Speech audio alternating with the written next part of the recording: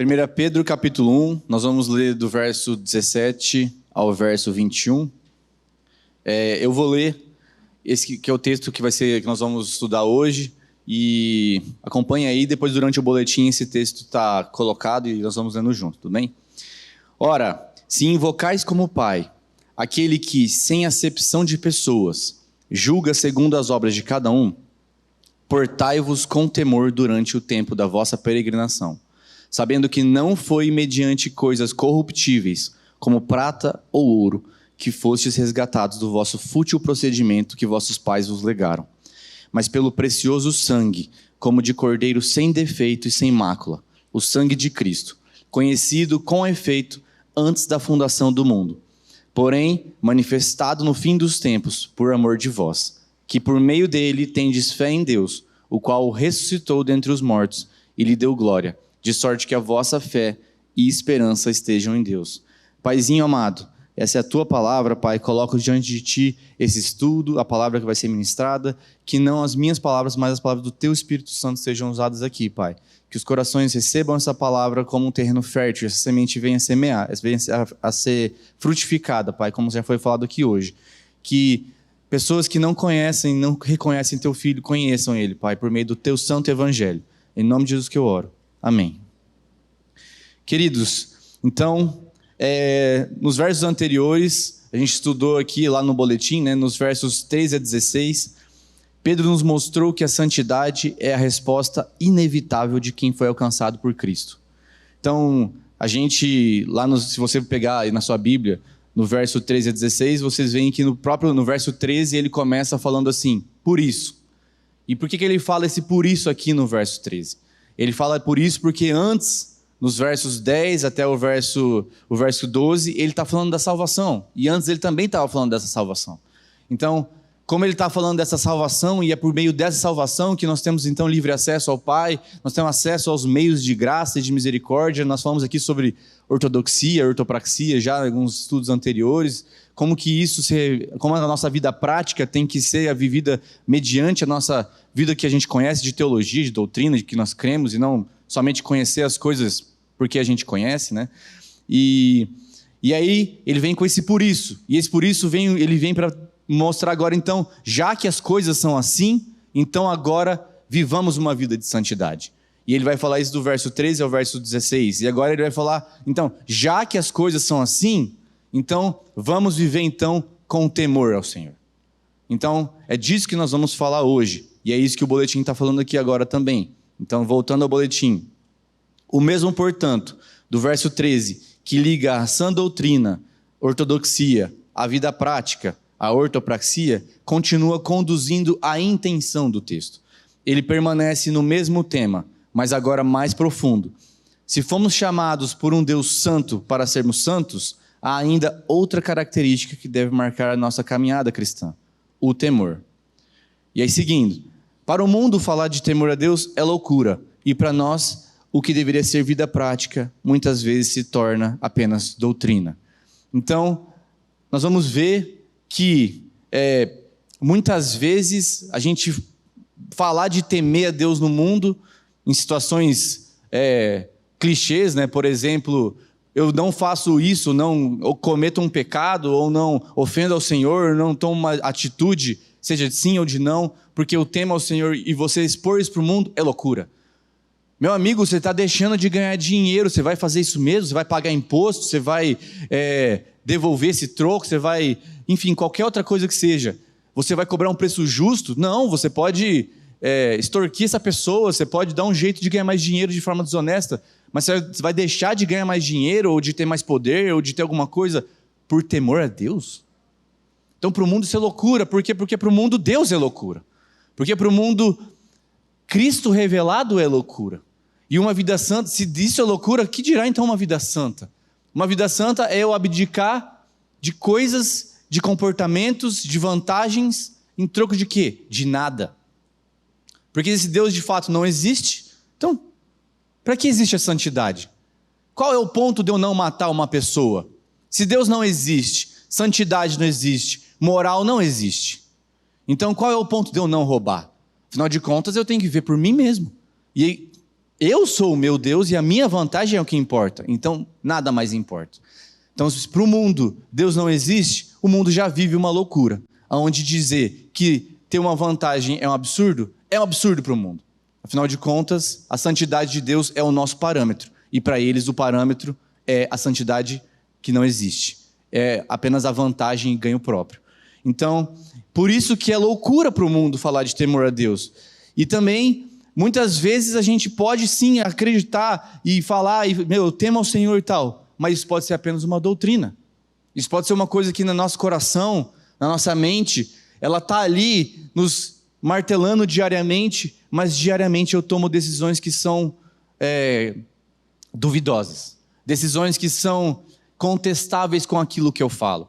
Eu falo que temo ao Senhor, mas na prática, será que eu estou temendo ao Senhor com as minhas ações?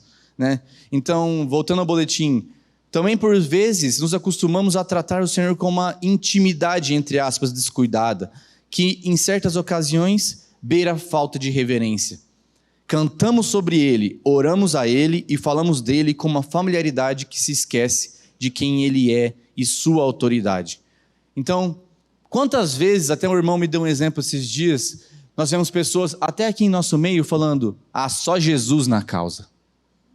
Ou, nem Jesus na causa. Que é até pior, né?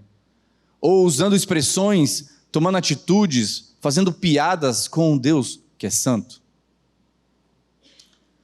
Se de fato nós tememos ao Senhor, nós tememos o nome do Senhor. O nome dele é santo. Quem ele é santo. Ele que é um Deus justo. O mesmo Deus do Antigo Testamento. O mesmo Deus que queimou pessoas por trazer fogo estranho diante dele. O mesmo Deus que dizimou nações porque ofendiam o nome dele. É o Deus de hoje. Nós tendemos a ver o Senhor, depois de Cristo, como um Deus ursinho de pelúcia. Como um Deus bonitinho, que aceita qualquer coisa. Um Deus que está tudo bem, eu posso fazer o que eu quiser, porque Cristo já pagou o preço. E agora aquele Deus do Antigo Testamento que pesava a mão, aquele Deus do Antigo Testamento que se irava justamente, ele não se ira mais.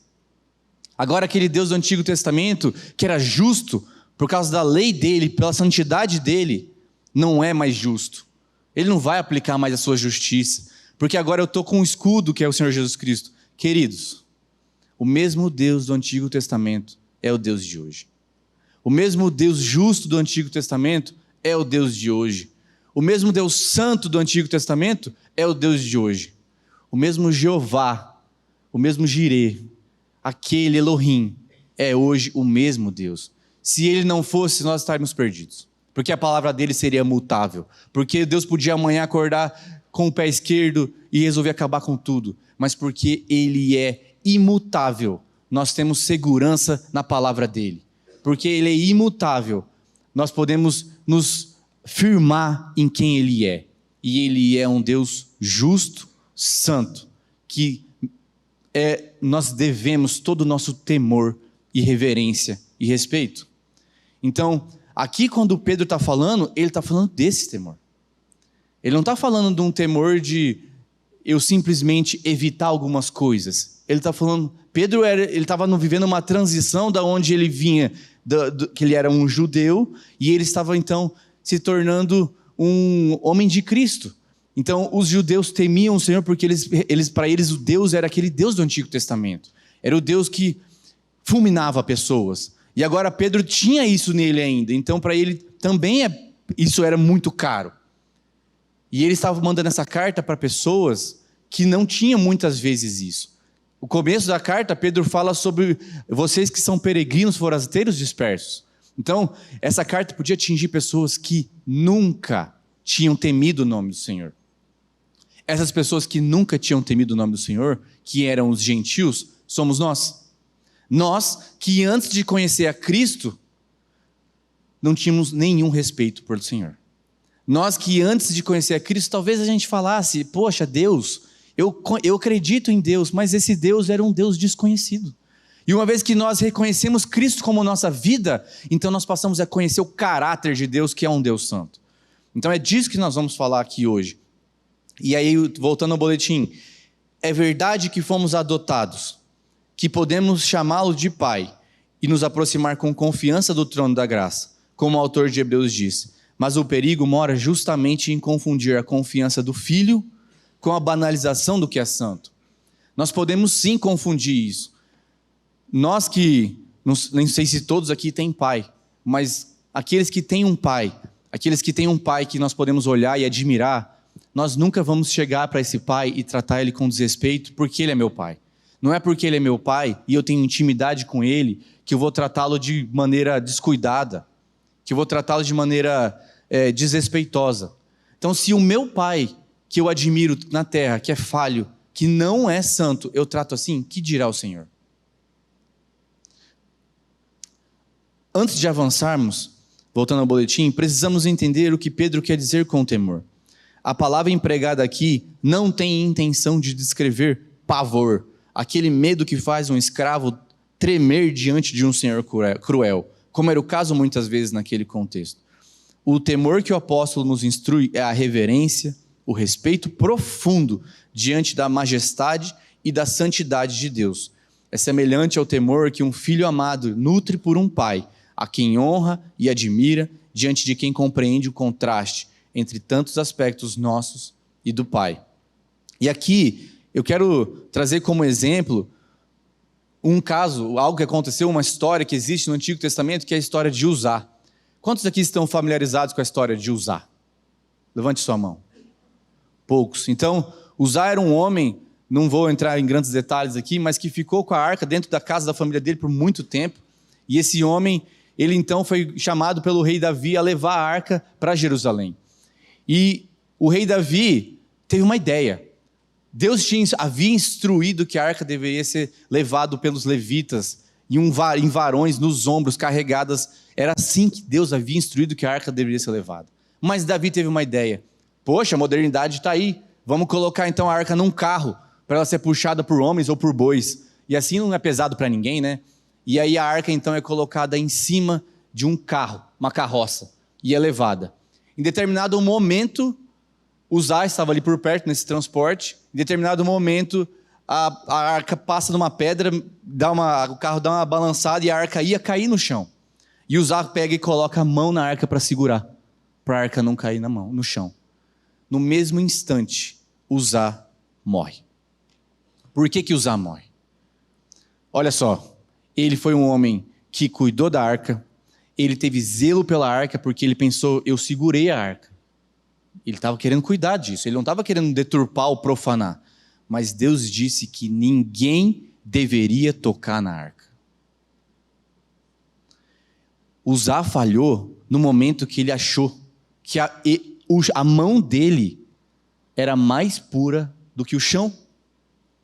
Ele pensou, se a arca cair no chão, vai contaminar a arca.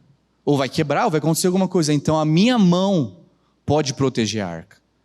A mão de um pecador, a mão de um homem contaminado pelo pecado, poderia proteger a arca que simbolizava a aliança e a santidade de Deus. Ali dentro da arca estavam as leis do Senhor. Aquilo simbolizava a santidade de Deus. Um homem, por mais bem intencionado que ele tivesse, ele não tinha a intenção de profanar. Ele não tinha a intenção de ir contra a palavra de Deus. Foi um reflexo de, estou protegendo a arca. Mas Deus é justo. E ele disse que ninguém deveria tocar a arca. E Uzá tocou a arca. E Deus levou a vida dele assim mesmo. Isso é reconhecido depois por Davi, em 1 Crônicas, capítulo 15, verso 13, ele fala, porque na primeira vez não a levastes vós, o Senhor nosso Deus, e rompeu contra nós, porque não o buscamos segundo nos fora ordenado. Então Davi aqui reconhece que ele não buscou a arca da forma como foi ordenado. Então esse Deus, esse mesmo Deus que levou Uzá nessa situação, é o Deus que nós cremos hoje. Ele não é um Deus de brinquedo. Ele não é um Deus de fictício, algo que nós podemos tomar no nosso imaginário como alguém que aceita qualquer coisa sem nenhuma consequência. Então, Pedro nos chama a nos portarmos com temor durante o tempo da nossa peregrinação, no verso 17, que diz: ora, se invocais como Pai aquele que, sem acepção de pessoas, julga segundo as obras de cada um, portai-vos com temor durante o tempo da vossa peregrinação. O verbo que ele utiliza abrange toda a nossa conduta, ou seja, o nosso caminhar diário e a maneira como conduzimos a nossa vida integralmente. No verso 17, Pedro diz: se invocais como Pai aquele que, sem acepção de pessoas, julga segundo as obras de cada um, ele não julga segundo algumas obras, ou o que você faz quando você está na igreja, ou o que você faz de boa intenção, ou aquilo que você faz que é absurdamente errado, mas que foi com boa intenção. Ele julga todas as suas obras. De cada um, portai-vos com temor durante o tempo da vossa peregrinação. E Pedro nos traz à mente de novo esse conceito de peregrinação. Esse conceito de que nós estamos aqui não como cidadãos desse mundo. Nós não estamos aqui para acabar a vida com o máximo de dinheiro que a gente puder. Nós não estamos aqui para acabar a vida com o máximo de posses, ou de nomes e títulos e um grande LinkedIn, ou um currículo invejável. Nós não estamos aqui por causa dessas coisas. Nós estamos aqui para viver uma vida de santidade, para pregar o evangelho, para honrar e glorificar a Deus. E no final disso tudo, ser colocado diante dele num julgamento, onde ele não vai olhar sua conta bancária, ele não vai olhar quantas escrituras você tinha no seu nome, ele não vai olhar o nome da sua empresa, quantas pessoas te seguiam nas redes sociais, se as pessoas davam like das suas coisas, ele não vai olhar nada disso, ele vai olhar as suas obras, e se você viveu com temor e reverência diante da palavra e da santidade do Senhor. E isso que eu estou falando, meus irmãos, só se aplica para aqueles que são nascidos de novo. Se você não conhece a Cristo, isso que eu estou falando não se aplica para a sua vida. Porque se você tiver uma vida de santidade sem conhecer a Cristo, primeiro, não é uma vida de santidade, porque você está produzindo suor apenas. E segundo, nada do que você faz é agradável ao Senhor. Porque você é um pecador carente da graça e da misericórdia de Deus. E só Jesus Cristo pode te levar diante de Deus. Então, isso que Pedro está falando aqui se aplica somente àqueles que conhecem a Cristo e reconhecem. Porque nós estamos falando, depois de eu passar pela porta, agora eu estou vivendo uma vida de santidade. Não existe vida de santidade sem Cristo. Não existe. Porque quem produz santidade em mim não sou eu, mas é Cristo em mim. Então, se Cristo em mim produz santidade, eu que não tenho Cristo, sou incapaz de produzir isso. Então eu clamo para que o Senhor revele o Senhor Jesus Cristo na sua vida, para que você venha se dobrar diante dele e reconhecer ele como Senhor da tua vida. Mas se você conhece a Cristo, se você reconhece ele como Senhor e Salvador da tua vida, então essa mensagem é para você. Então que a nossa vida seja uma vida de santidade. Então, seguindo, esse temor deve marcar cada esfera da peregrinação, e não somente os momentos de culto em meio aos irmãos ou de oração. Somos estrangeiros e peregrinos nessa terra, e o peregrino sábio caminha com cuidado, ciente de que este mundo não é sua pátria, e de que há um Senhor a quem prestará contas. Já falei isso aqui no estudo anterior, onde nós falamos sobre essa peregrinação, mas acho que convém falar de novo. Nós somos reconhecidos pela palavra como embaixadores de um reino, que não é dessa terra. Nós somos reconhecidos pela palavra como peregrinos e forasteiros. E o que isso quer dizer? Quer dizer que nós não pertencemos a esse mundo. Quer dizer que o peregrino, ou aquele homem que é o embaixador que representa outra nação, quando ele vai representar outra nação, vamos supor que eu seja o embaixador do Brasil nos Estados Unidos. E eu estou nos Estados Unidos. Isso quer dizer que eu sou um cidadão americano? Que por onde eu passo, eu vou me adequar à cultura americana? De maneira alguma. Isso quer dizer que eu deva, quando eu voltar para o Brasil, tentar trazer coisas do Brasil, voltar para o Brasil, trazer coisas dos Estados Unidos para cá? De maneira alguma. Quer dizer que quando eu estiver nos Estados Unidos, e quando eu tiver algum momento em que eu tiver que renunciar à minha pátria, seja por jurar a bandeira, seja por cantar um hino de outro país, qualquer atitude que fira o Brasil, eu vou fazer? Não. Nós devemos caminhar por essa terra.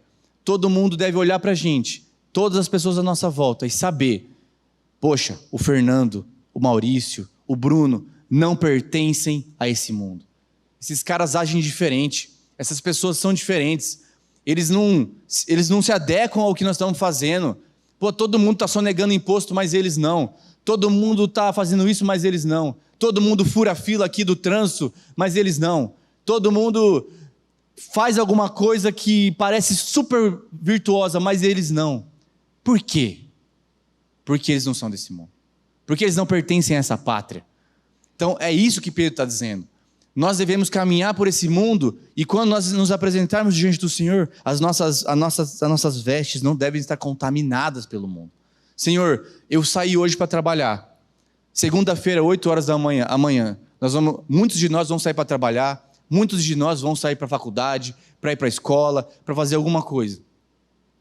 Em vários momentos do nosso dia, durante a nossa semana, nós somos colocados diante de situações onde, se nós lembrarmos constantemente que o Senhor está nos vendo, que o Senhor da nossa pátria está nos vendo, nos envergonharia. E aquele momento é o momento da gente pensar assim: Senhor, misericórdia de mim, meu Deus, porque eu estou colocando acima do Senhor os meus interesses. Que nós sejamos forasteiros, peregrinos, que honrem a pátria de qual nós pertencemos. E aí, seguindo no boletim, e qual o motivo apresentado para vivermos assim? O caráter daquele a quem invocamos como Pai. Ele é descrito como aquele que, sem acepção de pessoas, julga segundo as obras de cada um. Eis um fato: o Pai a quem nos dirigimos com tanta intimidade é também o juiz justo de toda a terra. Ele sonda os corações e não é enganado por aparências. Diante dele, ricos, pobres, judeus, gentios, esquerda, direita, são pesados na mesma balança. O próprio Pedro aprendeu essa lição na casa de Cornélio, quando declarou, vamos ler juntos? Reconheço por verdade que Deus não faz acepção de pessoas. Pelo contrário, em qualquer nação, aquele que o teme e faz o que é justo, lhe é aceitável. Então, esse parágrafo traz algumas coisas à nossa mente, né? Então, a gente começa falando que nós temos como Pai aquele que também é juiz. Então, pensem só, nós somos embaixadores de um reino que nós sabemos que é o reino que venceu a morte.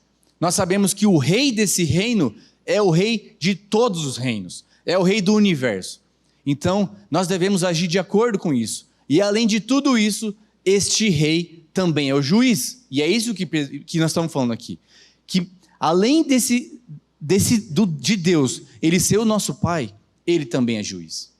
Então você imagina como é bom e como é confortante saber que esse que é o nosso Pai é também quem vai nos julgar. Esse que nós podemos chamar de Pai, que hoje nós temos livre acesso, é o nosso juiz. Queridos, se ele não fosse nosso Pai, nós estaríamos enrolados. Quem aqui não gostaria de ser colocado diante de um tribunal, chegar lá culpado, qualquer crime que seja, e chegar lá com as algemas e você levantar a cabeça e olhar o juiz é o seu Pai? Qual a primeira reação que você tem? É meu Pai. Ele vai ter misericórdia de mim, porque Ele é meu Pai. Essa é a relação que nós temos. Deus é justo, mas Ele também é nosso Pai. Isso não quer dizer que Ele vai relevar, que Ele vai olhar e falar assim, você pecou, mas sou seu Pai, deixa para lá isso aí. Não. É melhor do que isso. Deus, Ele resolveu isso de forma definitiva com Cristo Jesus. Então, não só Ele teve misericórdia, como Ele teve misericórdia e Ele apagou a nossa conta com o sangue de Cristo. Cristo pagou a nossa conta naquela cruz. Deus, nosso Pai, providenciou, por causa da misericórdia e da graça dEle, para que nós fôssemos colocados diante dEle, culpados, algemados, e Ele olhasse e falasse assim, você é um pecador, mas Cristo pagou o preço, sua conta está paga, pode ir embora. É esse juiz que nós estamos falando. É um juiz que é misericordioso e que é gracioso por nós. Queridos, como não temer esse Deus? Como não temer e ser reverente com um Deus que é justo, mas que ao mesmo tempo nos ama dessa forma?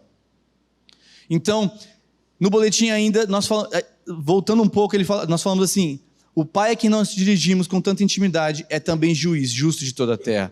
Ele sonda os corações e não é enganado por aparências. Diante dele, ricos, pobres, judeus e gentios, esquerda e direita são pesados na mesma balança.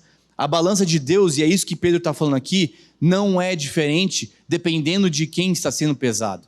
E é isso que é importante nós entendermos. Pedro entendeu isso lá nessa passagem que está citado aqui lá em Atos. Quem quiser ler depois no capítulo 10, lá pelo verso 20 e poucos começa, aonde Deus fala para Cornélio mandar alguns soldados e buscarem Pedro. E Pedro não cria que Deus havia purificado todas as coisas.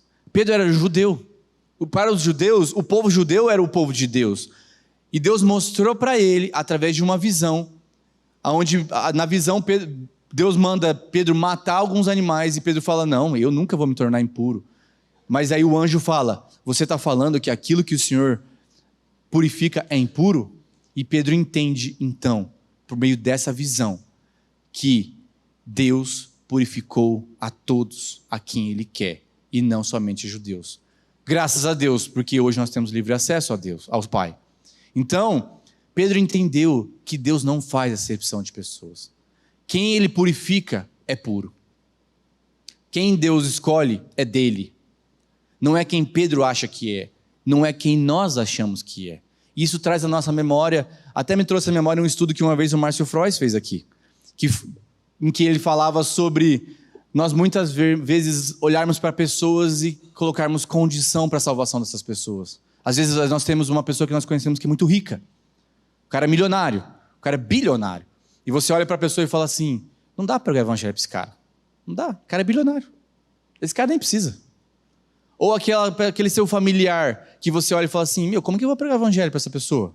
Não dá, melhor não. Deus não faz acepção de pessoas. Todas as pessoas precisam de salvação. Todos pecaram e estão carentes da graça de Deus. Então, o que Pedro está reconhecendo aqui foi algo que ele aprendeu há muito tempo, nesse momento. Que a salvação é para todos. Que Deus não faz acepção de pessoas. Que Deus não tem preferidos no momento do julgamento. Que Deus não vai chegar na hora de julgar as obras e vai falar assim: o Fernando pregava lá na frente, então agora eu vou dar uma vantagem para ele aqui. O Cristiano serviu na comunicação da igreja, trabalhou demais, então vou dar mais uma vantagem para ele também. Aquele irmão nunca serviu na igreja, então a balança vai pesar mais para ele. Não. Deus é um só, a palavra é uma só, e a balança é a mesma para todos. Deus não faz acepção de pessoas. Isso também traz à mente uma coisa. Quando você, e aí um parênteses, né? Quando você acha que um irmão tem uma oração mais poderosa que a outra, por exemplo. Isso acontece com frequência, muitas vezes inconscientemente. Vou lá para o pastor orar por mim. Porque a oração do pastor, né? Oração do pastor. Querido, você tem acesso ao Pai. A oração do pastor não tem mais peso que a sua. O Senhor quer a sua petição. O Senhor quer intimidade com você. Você não precisa de um intermediário. Cristo é o intermediário. Você tem acesso por meio de Cristo. E é assim que Pedro quer dizer essas coisas. Que Deus não faz acepção de pessoas. Mas eu não sei falar. Deus não faz acepção de pessoas. Eu não sei nem como começar a falar com Deus. Deus não faz acepção de pessoas. Deus quer um relacionamento com você. Ele não quer um relacionamento com um terceiro, é com você. Seguindo, repare o que o apóstolo fala no verso 17, em invocar como Pai. Invocar a Deus como Pai vai muito além de orar ao Pai ou clamá-lo. É professar diante do mundo a filiação que recebemos e assumir que pertencemos à sua família. Foi o próprio Senhor Jesus quem ensinou seus discípulos a se dirigirem a Deus dessa maneira. Conceito absurdo para os judeus daquela época. Se invocamos a Deus como Pai, o nosso modo de pensar e viver precisa refletir o caráter da família a qual pertencemos e confessamos diante dos homens. Ou seja, a família de Deus. Quando nós chamamos Deus de Pai, nós estamos dizendo que nós pertencemos a uma família. Então, se nós de fato pertencemos a essa família, se de fato Deus é o nosso Pai, e como nós falamos que Ele é, então que nós hajamos dessa forma. Que nós hajamos como se pertencêssemos de fato a essa família. Segunda-feira, 8 horas da manhã, eu pertenço a uma família santa. Deus não chama Ele de Pai somente no secreto, mas eu chamo Ele de Pai em qualquer lugar que eu estiver. Em qualquer lugar que eu puser meus pés. Eu sou um forasteiro, lembra? Então, se eu chegar no trabalho, Ele é meu Pai. Se eu chegar na faculdade, Ele é meu Pai. Se eu chegar naquela reunião complicada familiar, Ele é meu Pai. Se eu chegar num momento difícil, num processo onde eu estou vendo que, um processo judicial que eu tenho, que muitas vezes o Senhor está exigindo que nós tenhamos misericórdia de outra pessoa, Ele é o meu Pai. Existem muitas situações, nós somos colocados onde nós colocamos Deus no lugar dEle. Senhor, fica no seu lugar aí que eu vou resolver esse problema agora. Ele é o nosso Pai. É Ele que nós recorremos. Nós pertencemos à família dEle. E se nós de fato pertencemos a essa família, então nós não devemos envergonhar essa família. De maneira alguma, misericórdia, Senhor, quero ser visto envergonhando a família de Deus. Ser visto na rua fazendo coisas que aqui dentro eu não faço, que muitas vezes vão envergonhar essa igreja. Porque essa igreja é a família de Deus. Ou a igreja como um todo. Jesus Cristo é a cabeça e nós somos a família de Deus. Nós somos os filhos adotivos desse Deus. Nós não queremos envergonhar aquele que nós chamamos de Pai. Nós temos pavor de envergonhar nossa família. Nós devemos ter pavor de envergonhar nossa família.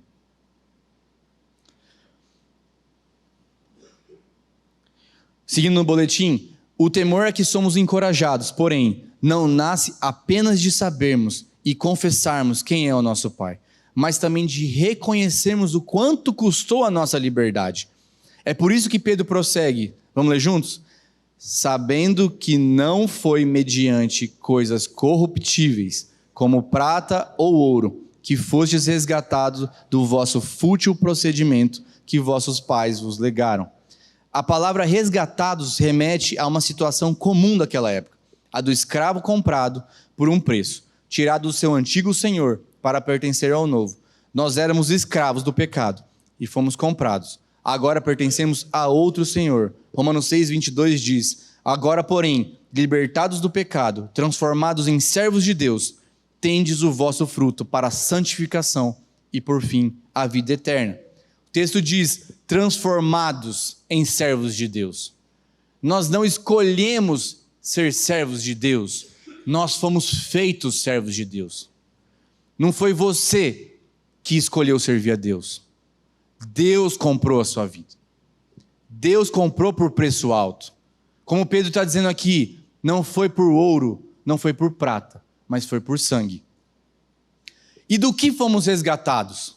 Do fútil procedimento que vossos pais vos legaram. A vida que levávamos antes de morrer e ressuscitar em Cristo, antes do novo nascimento, era vazia, inútil, sem fim nenhum, a não ser o inferno. Queridos, Cristo na cruz pagou o preço com o sangue dele. Cristo na cruz consumou tudo aquilo que havia de ser consumado. Ele aplacou a ira de Deus. A nossa vida, hoje, nós só temos liberdade por causa de Cristo. Cristo era o único preço possível para a nossa salvação. Cristo não era um preço. Cristo não era uma parte do preço. Nossa salvação não dependia de Cristo mais um pouco do que nós estamos fazendo. Não é como se, então, Cristo tivesse pagado o preço na cruz e agora eu preciso encher até a boca, até a tampa. Não, Ele é o preço. Ele é tudo aquilo que era necessário para que nós tivéssemos, então, a nossa salvação. E se isso é verdade, graças a Deus, porque não tem nada que nós precisamos fazer para que nós tenhamos acesso ao Pai. E esse é o preço da liberdade. O preço da liberdade é a vida do Filho unigênito de Deus. Quem aqui tem filho sabe que é absurdo pensar na hipótese de você dar o seu filho, dar a vida do seu filho por outra pessoa. Imagina, eu chegar aqui e o Bruno chegar para mim e falar assim: meu irmão, eu preciso de um transplante do Otto, que é meu filho. Eu preciso de um transplante do coração do seu filho para minha filha poder viver. Você faz isso por mim? Eu nunca faria isso. Nunca faria isso. Deus deu a vida do filho dele por nós. Por amor de nós, ele deu a vida do filho dele. E nós precisamos reconhecer que esse foi o preço da nossa liberdade. Nós deixarmos de ser escravos do pecado, nós deixarmos de ser servos da morte, custou a vida do filho dele. E é por causa disso que nós podemos então chamá-lo de pai. A vida que levávamos antes de morrer e ressuscitar em Cristo, antes do novo nascimento, era vazia, inútil, sem fim nenhum, a não ser o inferno. E de acordo com o Pedro, era uma herança. Quando o Pedro diz então, do fútil procedimento que vossos pais vos legaram, ele está dizendo de tradições, de ensinos, de coisas que nossos pais terrenos, sejam eles antepassados, sejam eles pessoas que nos conduziram na fé antes de Cristo, que nos ensinaram coisas que são equivocadas, sejam eles comportamentos que nós aprendemos com os nossos pais mesmo. Muitas vezes os nossos pais, principalmente se eles não eram cristãos, nos ensinaram coisas que eram duvidosas, né? Eu lembro quando eu era adolescente, a minha avó chegou para mim um dia, eu estava com uma aliança de namoro, ela chegou para mim e falou assim: filho, tira essa aliança, põe o dedo no sol para as pessoas não saberem que você namora. Olha o conselho da avó.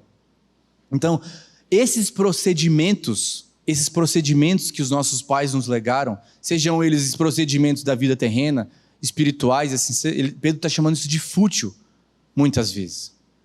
E aí, o que ele quer dizer com isso? Ele quer dizer que isso que existia antes, deixa isso para trás. Recebemos dos nossos pais, por tradição e exemplo, uma maneira de viver que apenas nos afastava de Deus. Aqui há uma advertência muito importante, principalmente perante linhas teológicas que acreditam a tradição, a autoridade da Escritura. A antiguidade de uma tradição jamais por si só faz dela verdadeira. O fato de algo ser passado de geração em geração não lhe garante a autoridade automática. Toda tradição, por mais respeitável e virtuosa que possa parecer, precisa ser examinada mediante a palavra de Deus e não usada para acrescentar a ela. Eu coloquei um texto aqui que está lá em Mateus capítulo 15, verso 13, em que Jesus está conversando, está trazendo uma parábola para os discípulos e para os fariseus, e ele está dizendo que Deus Deus deu um mandamento que é: honra teu pai e tua mãe, e cuida, e esqueci lá o texto, como que é até o final. Mas, e aí ele fala para mas vocês colocaram um mandamento que é o seguinte: se vocês chegarem para os seus pais e falarem assim: eu não tenho mais dinheiro para cuidar de vocês, porque todo o dinheiro que eu tinha, eu dei para a igreja, eu dei para o ministério, então você não precisa honrar seu pai e sua mãe. Isso era uma tradição que os fariseus criaram. Se você chegar no momento da velhice, de idade dos seus pais, que eles precisarem de dinheiro, e eles falarem: filho, eu preciso de uma ajuda, e você fala assim: eu não tenho, porque eu já dei tudo para a igreja, está tudo bem. É isso que os judeus criam naquela época. A tradição deles trazia isso consigo. E isso era ensinado para eles geração após geração. E Jesus vem falar que isso vai ser extirpado. Que isso não tem proveito nenhum. Que isso é um absurdo. Porque isso é tradição. Criada para aumentar a palavra de Deus. Lá em Mateus, vamos ler juntos? Mateus capítulo 15, verso 13.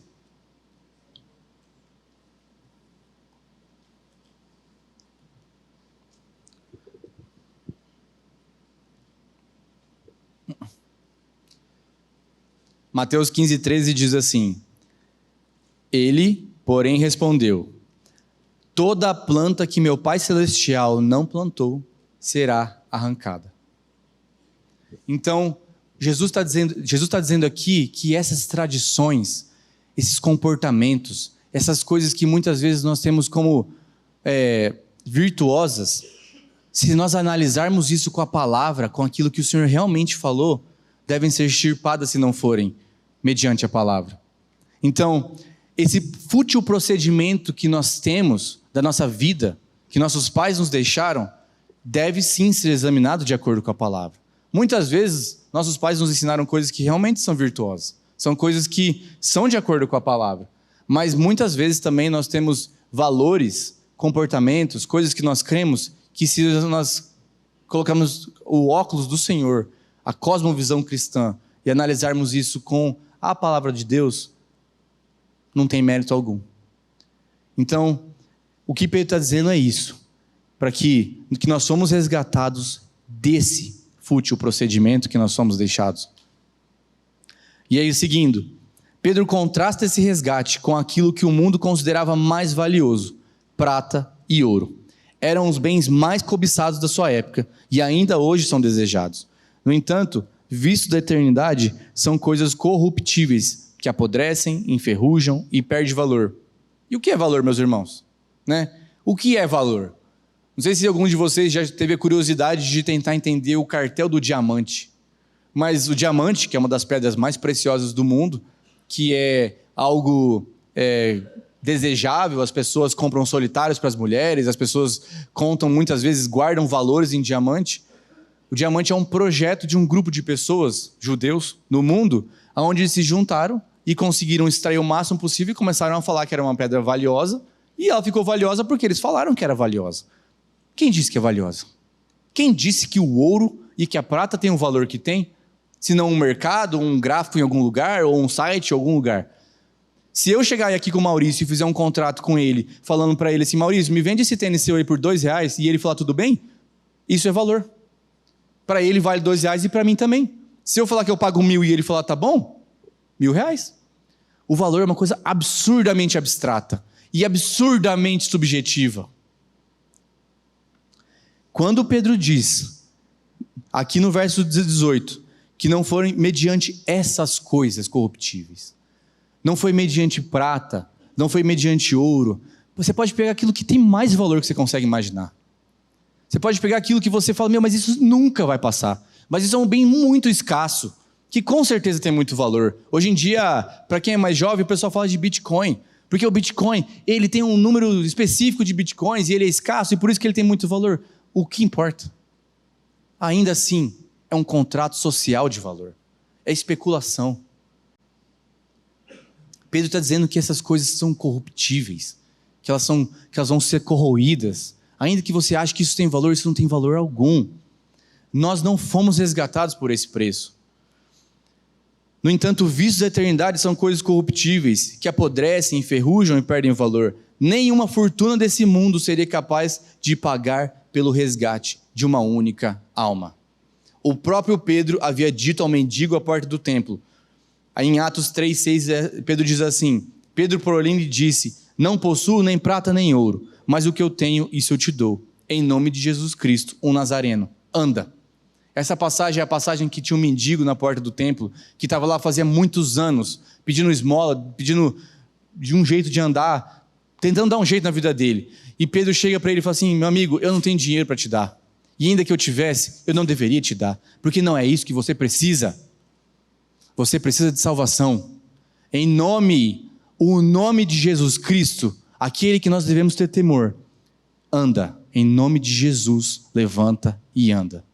E isso, meus amigos, isso, meus irmãos, tem muito mais valor para aquele mendigo do que prata e ouro.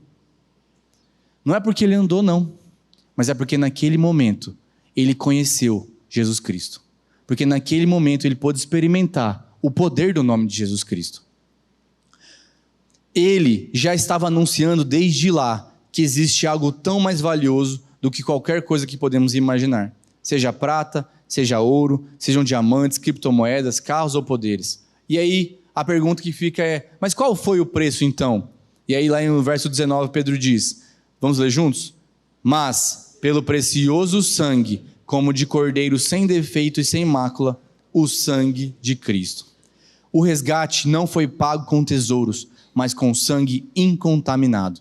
Não com algo que se corrompe, mas com a vida do Filho de Deus.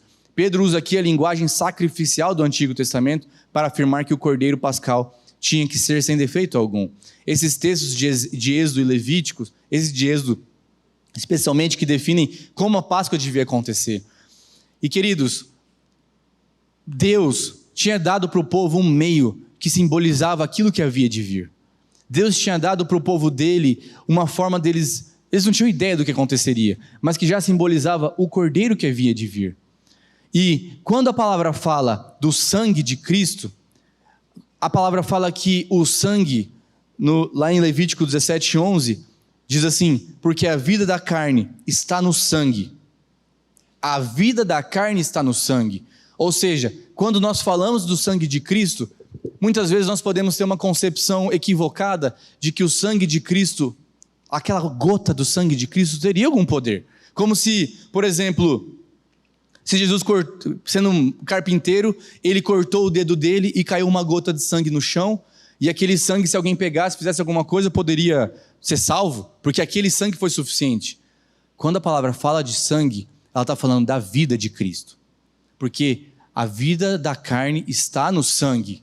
Então, Jesus teve que derramar todo o sangue dele por nós. Ele não teve que derramar um pouco do sangue dele. Ele não teve que derramar 1 litro do sangue dele. Ele não doou uma bolsa de sangue e aquilo foi suficiente.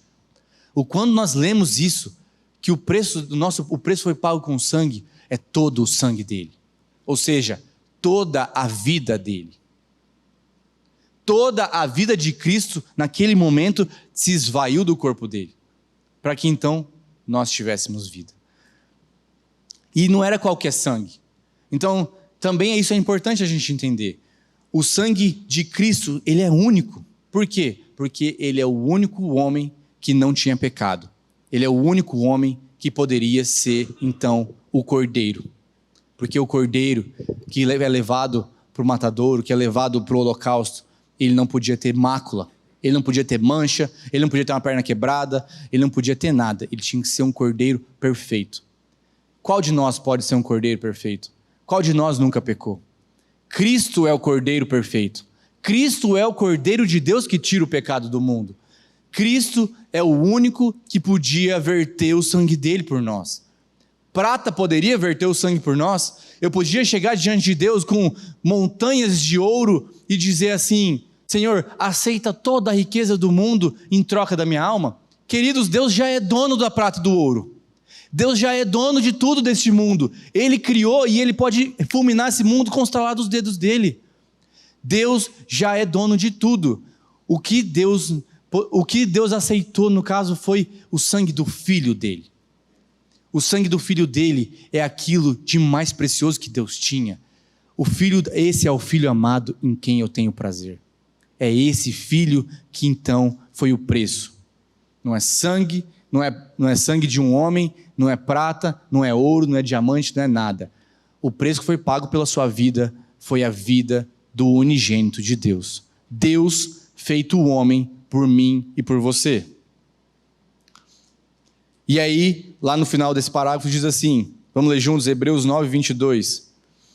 Com efeito, quase todas as coisas, segundo a lei, se purificam com sangue, e sem derramamento de sangue não há remissão. Ao chamar Cristo de Cordeiro sem defeito e sem mácula, Pedro afirma 2 verdades. Primeiro, a perfeita santidade e impecabilidade de Jesus.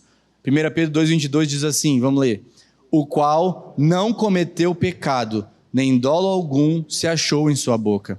Aquele que nunca pecou poderia morrer no lugar de pecadores. Ninguém poderia tomar o lugar de Jesus, porque Ele é o único que nunca pecou, porque Ele é o único que desde antes da fundação do mundo foi imolado. Segundo, o significado e valor incomparável desse sangue, porque não era o sangue de um homem ordinário, mas o sangue do próprio Deus encarnado. É por isso que Pedro o chama de precioso, pois somente esse sangue único e impossível de ser adquirido poderia satisfazer a ira justa do Criador contra o pecado, e nos foi dado por pura graça e misericórdia de agora, o Pai. Então, é como se nós tivéssemos então que para a gente ter acesso à salvação, nós tivéssemos que conseguir alguma coisa. Como se alguém chegasse para você e falasse assim, eu faço esse negócio com você, eu compro sua casa, mas consegue para mim um exemplar único do primeira edição do livro do Machado de Assis, sei lá, um livro específico do Machado de Assis. Consegue para mim esse livro. E aí você tem que então tentar buscar esse livro. É difícil, você pode levar anos tentando conseguir esse livro, mas você pode conseguir. O sangue de Cristo, meus irmãos, é impossível de ser adquirido. Não existia nada que nós podíamos fazer para que Cristo tivesse vontade de então dar a vida por nós. Eu não podia orar, Senhor, manda teu filho, por favor. A vontade partiu dele. Cristo foi por vontade própria. Ele foi como um cordeiro, em silêncio, por vontade própria, ser sacrificado por nós. Não foi porque nós pedimos, não foi porque nós suplicamos, não foi porque o povo judeu daquela época estava seguindo as leis e Deus olhou e falou assim, então agora, não.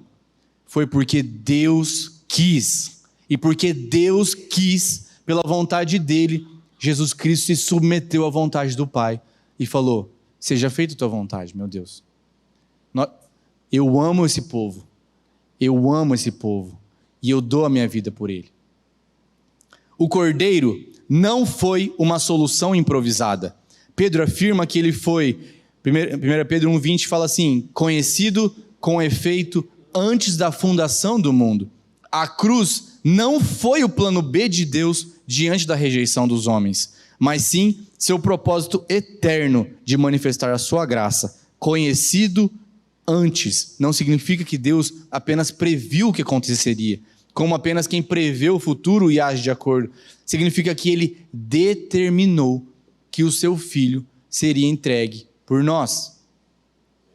Deus, isso pode parecer para a gente difícil de entender, pode parecer para a gente um paradoxo, mas Deus destinou isso a acontecer desde antes da fundação do mundo. Desde antes da fundação do mundo, Deus determinou que o filho dele havia de morrer pelo povo dele. A gente pode ter uma falsa impressão, e isso é muito fácil acontecer na nossa cabeça, que Jesus, ele é como se fosse um tapa-buraco de Deus. Jesus é como se fosse um band-aid que Deus colocou aqui para resolver um machucado que estava sangrando. Como se Deus tivesse olhado para Adão pecando e para Eva pecando naquele momento e falado, nossa, agora eu preciso dar um jeito. Agora eu preciso de outro plano. O plano era esse, mas agora aconteceu isso, vou ter que dar outro jeito. Olhou para Jesus e falou, não tem jeito, vai ter que ser. De maneira alguma, meus irmãos. Deus imolou o filho dele antes da fundação do mundo. Cristo estava destinado, estava determinado a ser esse cordeiro que tira o pecado do mundo desde a eternidade. Para que então nós conhecêssemos a graça de Deus. Deus não olhou para o futuro e falou assim, eu já sei que isso vai... Porque também, então a nossa conclusão pode ser essa, né? Então Deus olhou e falou assim, então eu vejo o futuro como um vidente que vê o futuro, né? E olha e fala assim, então isso aqui vai acontecer, então eu preciso pensar num plano para acontecer isso aqui, para resolver e tal, e moveu as peças e beleza. Não. Não existe futuro para Deus. Para Deus existe o que Ele determina. Deus determina as coisas. As coisas acontecem porque Ele determina.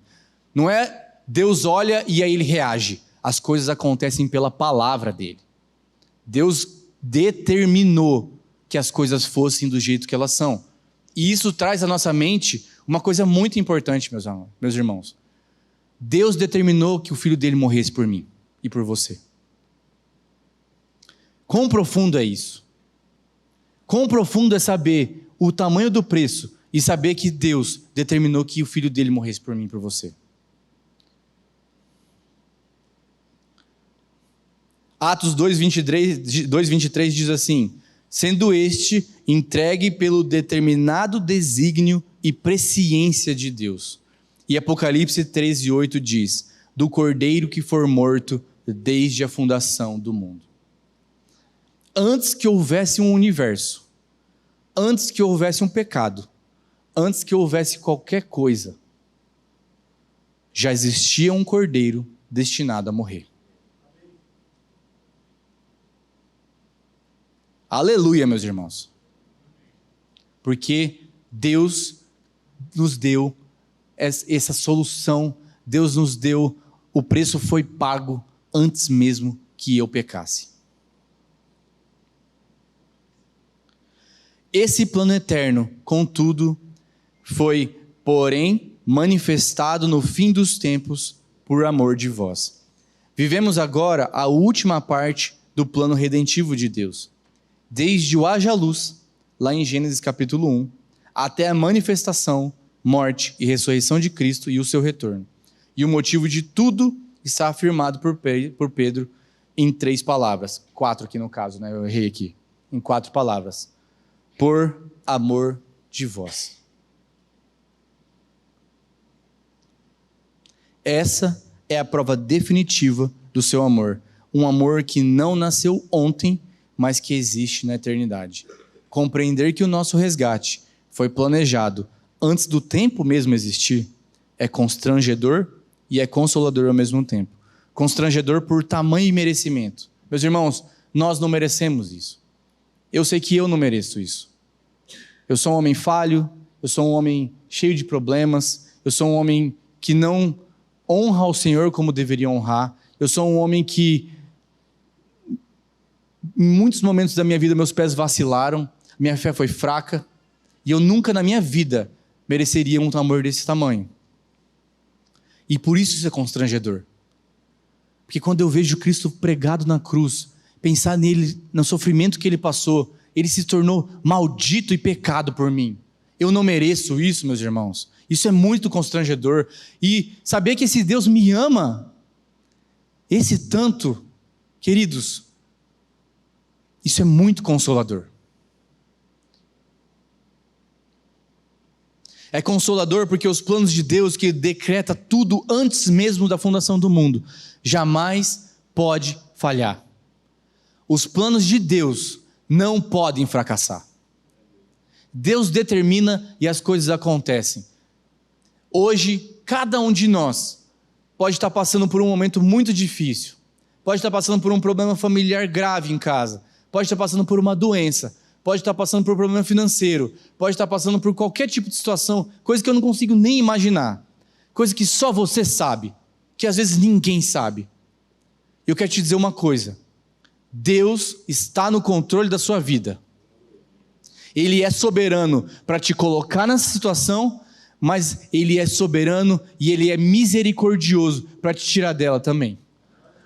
E não é porque Ele vai te tirar. Eu não estou aqui querendo dizer que nós estamos pregando uma teologia da prosperidade, de maneira alguma, meus irmãos. Estou querendo dizer que nós estamos satisfeitos na soberania de Deus. A soberania de Deus é suficiente na nossa vida. Esse Deus que nos ama nunca vai nos colocar numa posição que Ele não pode tirar. Uma posição que nós não vamos suportar, porque nós estamos firmados na graça, no amor e na misericórdia dEle. É esse Deus que nós temos que ter intimidade e temer o nome dEle, ter reverência por esse Deus. Pedro conclui mostrando onde tudo isso nos posiciona. Verso 21 do capítulo 1 diz que, por meio dele, tendes fé em Deus, o qual ressuscitou dentre os mortos e lhe deu glória, de sorte que a vossa fé e esperança estejam em Deus. É somente por meio de Cristo que chegamos ao Pai. Muitos criam e creem em Deus, mas detestavam e detestam o Filho. Queridos, isso aqui é uma coisa importante. O ponto que separa a fé verdadeira de toda, entre aspas, religião. É muito fácil falar de Deus no mundo. É muito fácil a gente chegar numa roda e falar de Deus. Porque Deus, no mundo, pode ser literalmente qualquer coisa. Qualquer pessoa. Você pode estar numa roda falando de Deus, e para você Deus é um, e para outro o Deus dele é Mamon. Pode ser qualquer coisa. Mas a partir do momento que você fala do único Deus, e você fala do Filho dele, Jesus Cristo, Deus encarnado, pregado no madeiro, nascido numa manjedoura, pregado num madeiro, sepultado e ressurreto no terceiro dia, aí a conversa muda. Reconhecer Cristo como Rei do Universo, como Filho de Deus, separa a, entre aspas, religião da fé que nós pregamos. É muito fácil a gente falar de Deus, de um Deus subjetivo e abstrato. Mas agora, falar do único Deus, falar do Filho de Deus, Jesus Cristo, isso sim é o que vai nos trazer perseguição. Isso sim é o que nós somos chamados a fazer.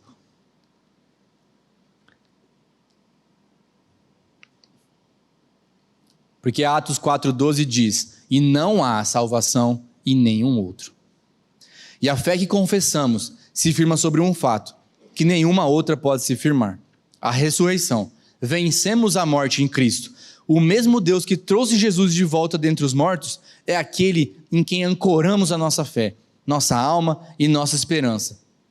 Se Cristo não ressuscitou, nada disso se sustenta e somos os mais infelizes dos homens, como disse Paulo em 1 Coríntios 15, 19. Mas, meus irmãos, ele ressuscitou. E por isso o nosso temor jamais é o pavor sentido pelo escravo, mas sim a reverência segura de quem tem fé e esperança firmada naquele que venceu a morte. A ressurreição de Cristo é a nossa vitória, meus irmãos. Muitas pessoas podem afirmar que Jesus morreu. Se você conversar com os judeus, por exemplo, hoje, eles vão falar que Jesus veio, que ele era um profeta e que ele de fato morreu. Se você conversar com os muçulmanos, eles vão falar isso também. Se você conversar com os hindus, se você conversar com qualquer outra pessoa, o ateu, o Jesus histórico, aquele homem, ele existe, ninguém nega isso. Mas eles negam a ressurreição de Cristo. Se você ler o livro de Atos, você vai ver, tanto em Atos quanto nos Evangelhos, você vê os fariseus daquela época pagando propina e maquinando para que as pessoas rejeitassem que Jesus foi visto vivo. Então, queridos, o mundo tenta, mas nada pode negar a palavra de Deus. Jesus Cristo ressuscitou de fato. Ele venceu a morte por nós. E é por causa disso que hoje nós temos acesso ao Pai. Então, ele ressuscitou e por isso nosso temor nunca vai ser aquele pavor sentido pelo escravo. Porque, de fato, nós não tememos mais nada hoje, queridos. Hoje nós não temos mais medo da morte. Se nós não temos medo da morte, o que mais pode afrontar a nossa vida? Se nós já vencemos a morte em Cristo, do que nós vamos ter medo? Do quê? Nada. Hoje nós somos livres. Nós somos servos do Altíssimo. Graças a Deus pela providência dele. Eis então o que leva o peregrino ao temor reverente. O Pai a quem invocamos é o juiz justo que sonda os corações. O resgate que recebemos custou o precioso sangue do Cordeiro sem mácula. Esse Cordeiro foi destinado em amor desde a eternidade e ressuscitado tornou-se o fundamento seguro da nossa fé. Esse temor não nos afasta de Deus, ele nos prostra diante dele em gratidão. É a mesma reverência que produz a santidade a que fomos chamados e que em breve, nos próximos versos de 1 Pedro, que nós vamos estudar nos próximos estudos, redundará no amor sincero entre irmãos, que ele vai falar sobre o amor fraternal entre os irmãos. Que o Senhor nos ensine diariamente a temê-lo como filhos amados e resgatados em Cristo Jesus. Amém.